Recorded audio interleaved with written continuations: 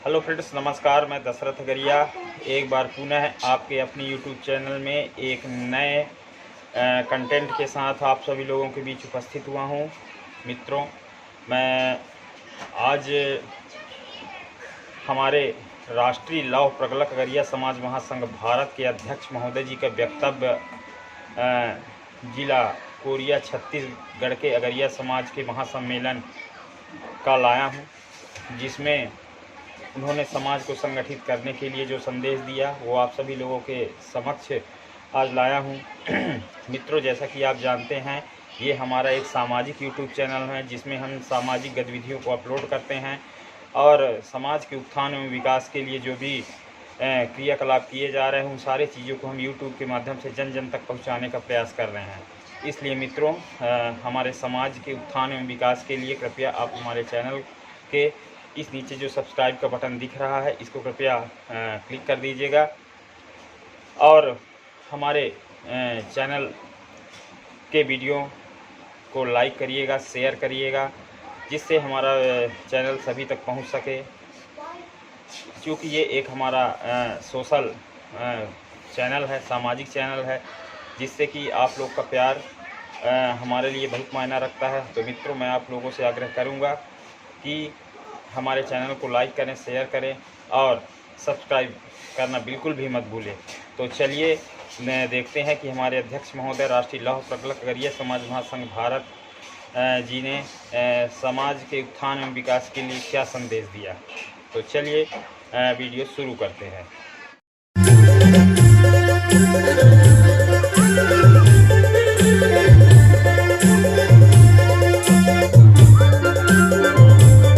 मैं अपना परिचय से शुरुआत करता हूँ।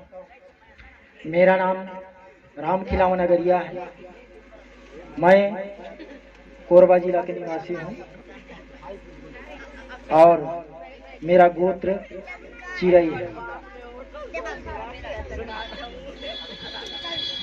और एक पेशे से शिक्षक हूँ।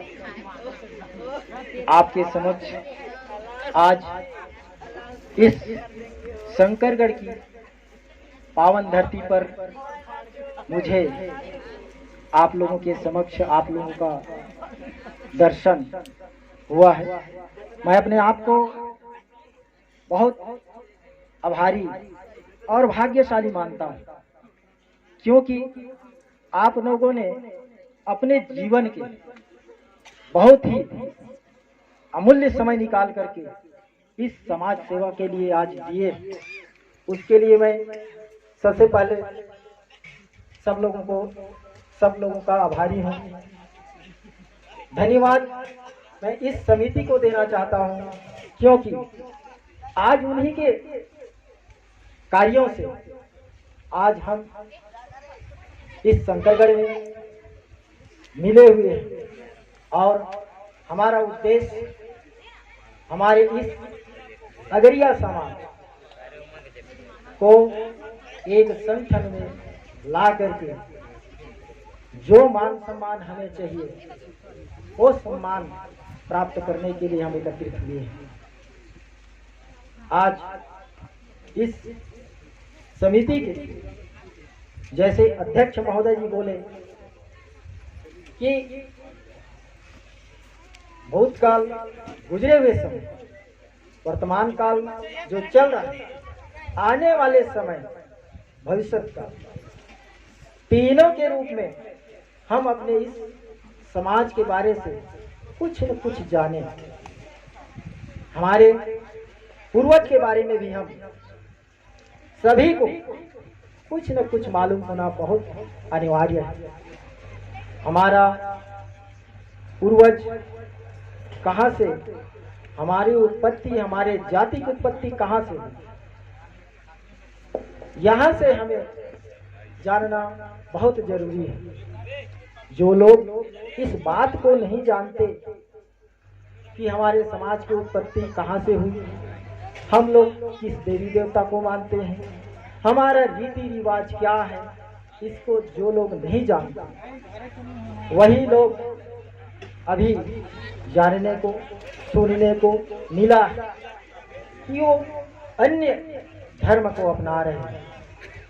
और जो जानकार हैं, जो जानते हैं कि हमारा रीति रिवाज, रहन सहन, खान पान क्या है, उस चीज को जानने वाले कभी भी अपने इस अगरिया समाज को नहीं छोड़ेंगे, ना ही छोड़ रहे हैं।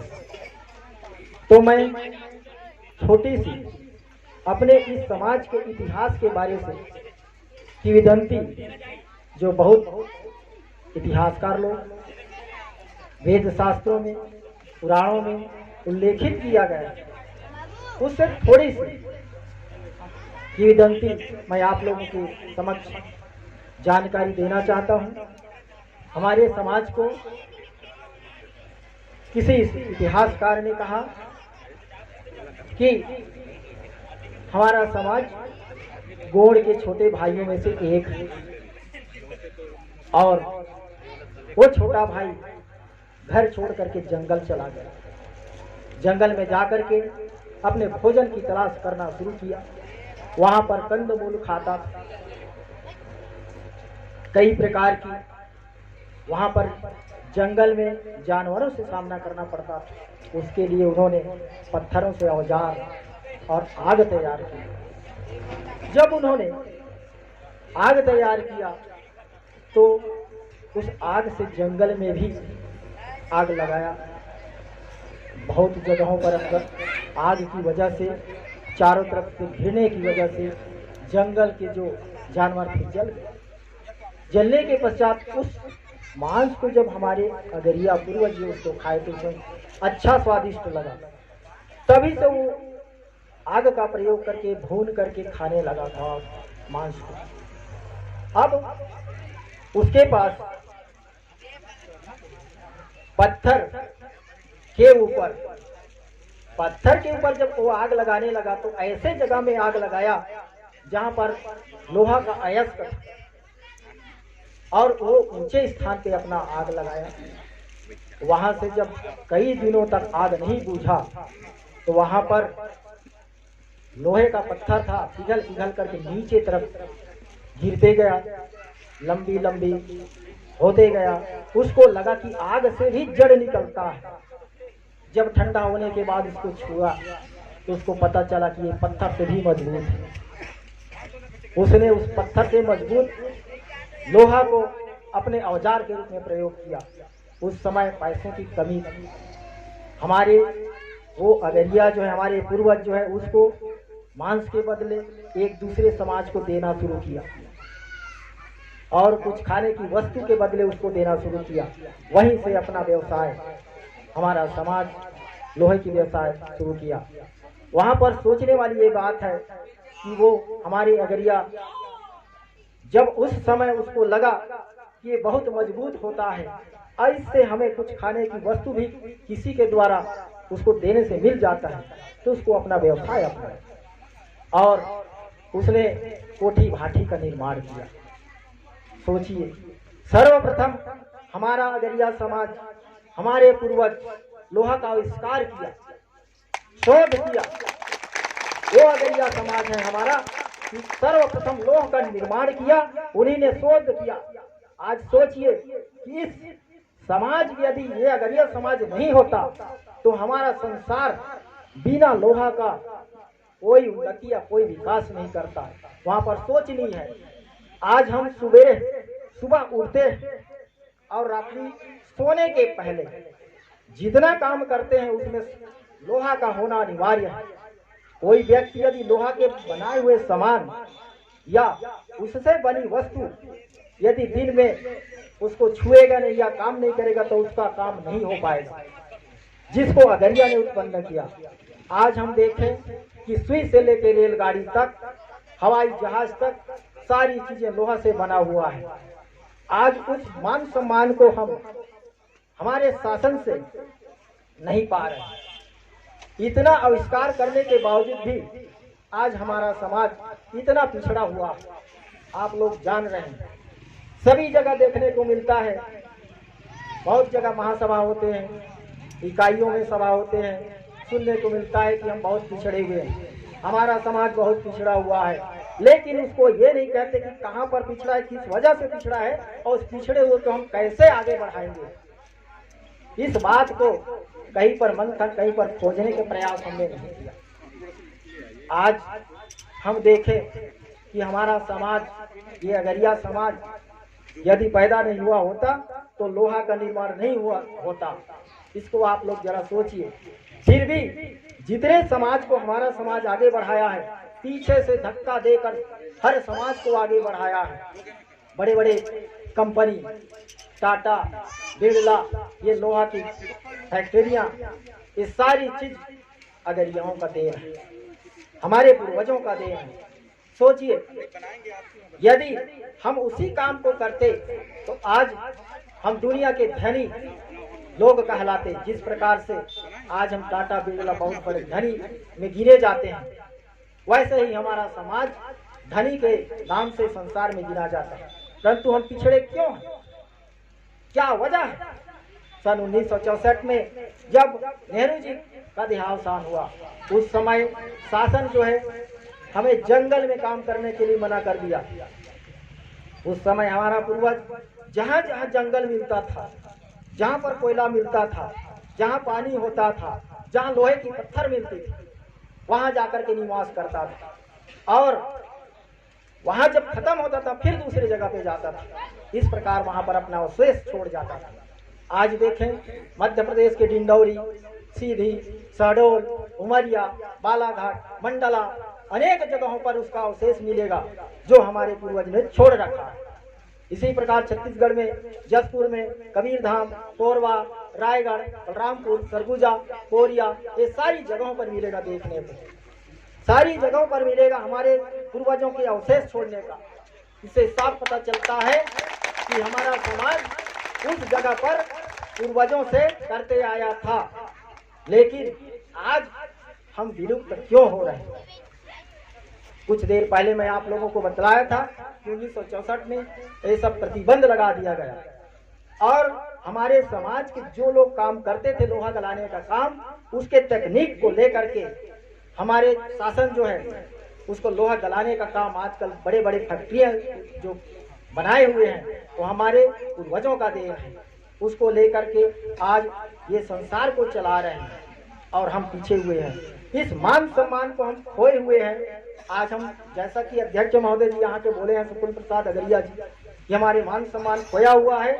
उस मान सम्मान को प्राप्त करने के लिए आज हमारा मध्य प्रदेश, छत्तीसगढ़ तो क्या, झारखंड, महाराष्ट्र, आसाम, उत्तर प्रदेश, छत्तीसगढ़, मध्य प्रदेश, इस सभी जिलों में हमने, उड़ीसा, कुल मिलाकर 8 जिलों तक हमारा जो कार्यक्रम चल रहा है। आज कई जगहों पर हमारे इस संगठन का समिति संचालित हो गया है। बड़े बड़े हमारे जो मिनिस्ट्री ऑफ इंडिया है, सभी लोग इस संगठन के जो कार्यक्रम हो रहा है उसको सभी लोग नजर गड़ाए हुए देख रहे हैं। आज देखें कि हम जो अगरिया विलुप्त के कगार पर था, क्यों था? क्योंकि हम अगरिया लिखाने से सकुचाते, शर्माते थे। ऐसा लगता था कि हम अगरिया लिखाएंगे तो छोटे हो जाएंगे, हमें लोग हेट दृष्टि से देखेंगे, लेकिन ऐसा नहीं। सब अपने बच्चों के नाम के सामने अगरिया लिखाइएगा। मेरा निवेदन है कि आप जहाँ भी बच्चों को प्रवेश दिलाते हैं, स्कूल में पढ़ाते हैं, तो वहाँ पर अपने बच्चों के नाम के सामने अगरिया बिल्कुल लिखाइएगा। कई लोग लिखाते हैं लोहार, कई लोग लिखाते हैं विश्वकर्मा। इससे बिल्कुल इफेक्ट पड़ता है। उसी की वजह से आज हमारे इस छत्तीसगढ़ में जाति प्रमाण पत्र संबंधी समस्या है। इसको सब लोग जानते हैं, जिसके वजह से हमारे बच्चे पढ़ नहीं पा रहे हैं। अधिक से अधिक 9 तक गए, 10वीं गए, 11वीं गए, उसके बाद में पढ़ाई स्टॉप। जहाँ शिक्षा नहीं है वहाँ पर बिल्कुल विकास की गति रुक जाती है। इसको सभी लोग जानते हैं। आज देखें, हमारे समाज में शिक्षा का अभाव है, जिसके वजह से हमारा समाज विकास नहीं कर पा रहा है। हम हर प्रकार से शिक्षा की ओर ज्यादा प्रेरित होवें, ज्यादा लोगों को पढ़ाने का प्रयास करें, अपने बच्चों को पढ़ाने का प्रयास करें। ये भी समझें कि किस तरीका से हमारे बच्चे कम कीमत में ज्यादा अच्छा से अच्छा शिक्षा प्राप्त कर सकें। उसके लिए हमारे आदरणीय लोग जुड़े हुए हैं। इनमें डॉक्टर हैं, इंजीनियर हैं, टीचर हैं, सभी लोगों की मार्गदर्शन से हम जान सकते हैं कि कम कीमत में, कम खर्चे में अच्छे पढ़ाई कैसे हो सकती है। बच्चों को 5वीं तक तैयारी कराइए। सर लोग जानते हैं कि नवोदय विद्यालय है, एकलव्य विद्यालय है, उत्कर्ष विद्यालय है, सैनिक स्कूल है। इस सब में 5वीं क्लास में उनका सिलेक्ट हो जाएगा, बिल्कुल 12वीं तक फ्री। उनको पैसे की जरूरत नहीं है, बिल्कुल फ्री में शासन जो है उनको शिक्षा देगी। इस तरीके से योजना है। बहुत लोग पढ़े लिखे हैं और जिनको नौकरी नहीं मिल रहा है। हमारा संगठन उस उद्देश्य को प्रथम नंबर पे रखा है कि हमारा समाज बहुत कम पढ़ा लिखा है। यदि हमें विशेष अनुसूचित जनजाति का दर्जा मिल जाए तो हमारे कम पढ़े लिखे जो साथी हैं, जो 10वीं 12वीं या फिर कॉलेज करके बैठे हुए हैं, वो सभी को शासन के द्वारा कुछ न कुछ छोटी मोटी नौकरियां मिल जाए, इसके लिए हम प्रयासरत हैं। आज हमारा ये संगठन एक कोरोना काल से एक कॉन्फ्रेंसिंग मीटिंग से शुरुआत हुआ है। एक दूसरे को हम बिल्कुल नहीं जानते थे। आज तक हम अपने कोरबा जिले में इधर देखे तो मुर्गा स्टाफ, उधर दिखे तो झसका मुर्गा स्टाफ, इधर दिखे तो पाली से आगे नहीं, कुल मिलाकर के मुश्किल से 75 गांव मिलकर के चला रहे थे कि वहीं तक हमारा जीवन है, वहीं तक हम अगरिया हैं, ऐसा सोचते थे। लेकिन ऐसा नहीं है। आज देख रहे हैं पूरे भारत के प्रत्येक राज्य में 29 राज्य है, उसमें सभी में अगरिया पाएंगे। लेकिन अभी अगरिया नाम से केवल 7 राज्य में मिले, बाकी अलग अलग नामों से जाना जाता है। जैसा कि उड़ीसा में कमार और लोहार नाम से जाना जाता है, पश्चिम बंगाल में असुर के नाम से जाना जाता है, जबकि वही अगरिया। हमने सब जगह तलाश किया और शासन की मंशा है कि पंजीयन के लिए 8 राज्य बहुत अनिवार्य है, बट उसमें मिलना मुश्किल है। फिर भी हम अंतिम लाइन पे पहुंचे हुए हैं पंजीयन के लिए, और पंजीयन होके ही रहेगा। हमने इस संगठन को एक मिशन का रूप दिया है। मिशन 2025 रखे हैं। मिशन 2025 के अंतर्गत हम प्रत्येक इस भारत के प्रत्येक राज्य के, प्रत्येक जिले के, प्रत्येक ब्लॉक के, प्रत्येक गांव तक हमारा अगरिया समाज के घर घर तक हमें जानकारी प्राप्त हो, और उसको एक एक इकाई के रूप में ब्लॉक स्तर पर अलग समिति, उसमें भी महिला और पुरुष का समिति, जिला स्तर पर अलग समिति, उसमें भी महिला और पुरुष की समिति, राज्य स्तर पर अलग। इस प्रकार से हम राष्ट्रीय लेवल पर पंजीयन करा रहे हैं। कई लोग प्रश्न उठाते हैं, नीचे से चढ़ना चाहिए, लेकिन आप लोग ऊपर से उतर रहे हैं। आप लोग सोचिए, ऊपर से उतरने से सरल होता है, नीचे से चढ़ने से थोड़ा कठिन होता है। आज ऊपर का निर्देश रहेगा, ऊपर का आदेश रहेगा, तो बिल्कुल बहुत सरलता से काम होगा। राष्ट्रीय लेवल पर यदि हम पंजीयन कराते हैं तो राज्य स्तर पर उसी पंजीयन नंबर से चलेगा, जिला स्तर पर उसी पंजीयन नंबर पे चलेगा, और ब्लॉक स्तर पर उसी पंजीयन नंबर पे चलेगा। हमने देखा हमारे इस कोरबा जिले में 2 पंजीयन करा के बैठे हुए हैं। बलरामपुर में भी कराए हुए हैं, रायगढ़ में भी कराए हुए हैं, कबीरधाम में कराए हुए हैं। इस तरीके से सभी जिलों में कहीं संभाग स्तर पर, कई जिले स्तर पर पंजीयन कराए हुए हैं। परंतु आज तक जितना भी शासन को अपना जो आवश्यकता था, अपने जरूरत था, उस चीज के लिए मांग की अगरिया लोगों ने, लेकिन किसी अलमारी में आज तक वही कागजात पड़ा हुआ है। कहीं पर कोई खोल के नहीं देखा है कि अगरिया ने ये आवेदन लगाया है, ये मांग किए हैं। कहीं पर कोई अधिकारी कर्मचारी ने उसको खोलकर नहीं दिखाया, ना ही देखने का प्रयास किया। क्यों? क्योंकि हम में संगठन नहीं था। यदि वो संगठन होता पूरे भारत का या पूरे राज्य का, तो आज वो बिल्कुल सक्सेस हो जाता और जो हमारी मांगे हैं वो पूर्ण हो जाता। आज हम इस मिशन के तहत, इस संगठन के तहत पूरे भारत के अगरियों को जोड़ने का प्रयास किया है। सर्वप्रथम हमने मध्य प्रदेश के डिंडौरी जिला में जिला स्तर पर मीटिंग ऑर्गेनाइज करवाया था। वहां पर 11 जिले के लोग जुड़े हुए थे और सब ने सहमति जताई है और सब सहयोग दे रहे हैं इस संगठन को आगे बढ़ाने का। आज हम देख रहे हैं, दूसरा हमारे कोरबा जिला में लवेद में हुआ, आज तीसरा मीटिंग, तीसरा महासम्मेलन इस शंकरगढ़ के पावन धरती पर आपके यहाँ हो रहा है, जिससे हम बहुत भाग्यशाली हैं जो आपके धरती पर खड़ा होकर के हम आप लोगों को दो शब्द सुना रहे हैं, जोड़ने का प्रयास कर रहे हैं, हमारे साथ लेने का प्रयास कर रहे हैं। हमको साथ दीजिए, हमें साथ दीजिए। और हम हमारे आदरणीय लोग जुड़े हुए हैं, बहुत जानकार हैं, बहुत ही ज्ञानी हैं। सब आप लोगों को साथ लेकर के जिस मुकाम पर आप चाहते हैं हम उस मुकाम पर जाना चाहेंगे, बिल्कुल वहां तक पहुंचा करके जो आवश्यकता है, जो शासन से हमें मांगना है, वो सारी चीज मांग करके देंगे। लेकिन हमें एकता होना बहुत जरूरी है। मैं कई जगह मीटिंग अटेंड किया, वहां पर देखता हूँ एक ही परिवार में 3 मुंडा। अब बताइए, ऐसा ऐसा खंड खंड से हम जी रहे हैं, अपने परिवार से अलग अलग हो रहे हैं। कई खंड खंड में हम छोटी सी मन मुटाव करके अलग अलग हैं।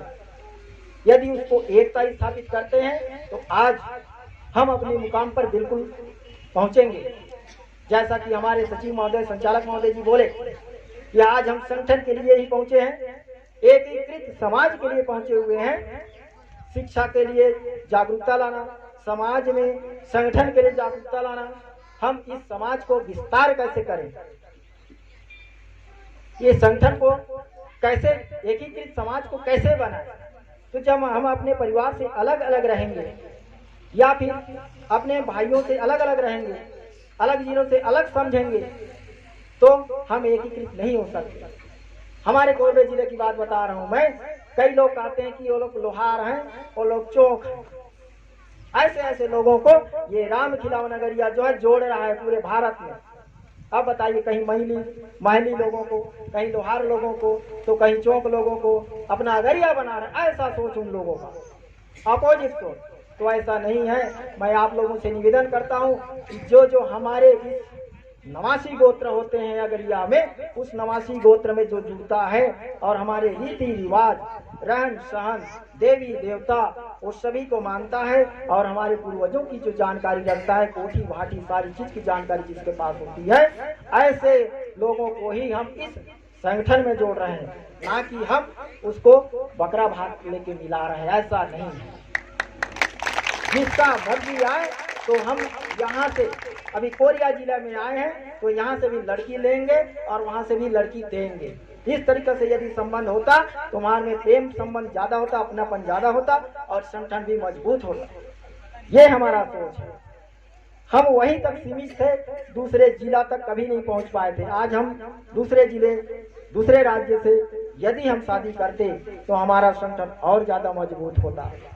इस विचार को लोग बहुत कम सोच पाते हैं और जो छोटी सोच होती है, कहते हैं सयाने लोग, जिसके पैर में चोट और छोटी सोच बिल्कुल आगे बढ़ा नहीं सकता, बिल्कुल वो आगे बढ़ नहीं सकता।